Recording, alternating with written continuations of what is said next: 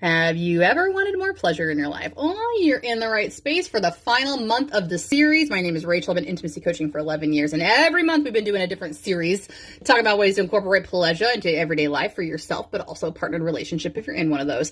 And wrapping up this year, we're actually talking about things that are really hindering us from having our best relationships. And while intimacy is absolutely my forte, this conversation is about all types of relationships because it is the number one thing we're here for.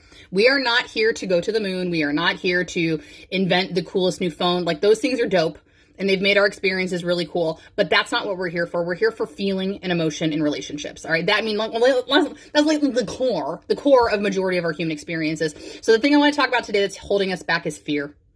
It's fear. Now, there's obviously fears of so many different kinds, but it's typically about fear of survival. Like, I don't want to be excised from my community and I don't want to die alone. That is typically what the root of all fear is that I don't want to be excised and I want to die alone. So if I operate from a place where I can either control everything around me, including the people, so that I feel safe and secure, then I know I'm always going to have what I need. Versus also the other side, which ends up into a completely unhealthy way of thinking as well, is that same manner, control everything outside of myself, but not via power. Like, I control things outside of myself by taking care of that person and this person and that person and this person. And when I can have control over that environment, they'll accept me. They can see my value to this community, so they're not going to excise me. They're not going to tell me to leave. They're not going to tell me I'm crazy. They're not going to tell me that I'm now expected to die alone. That's what we don't want.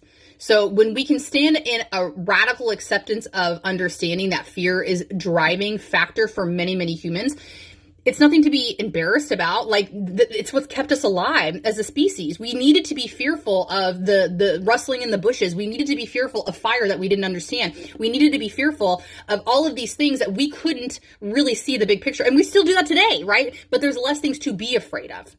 We make things up to be afraid of them so that we have problems to solve. Check out video number 1 when we talk about ego, okay? So when we can really understand that fear is a driving factor for many people, we can start to come from a place of love. That's how we counteract that.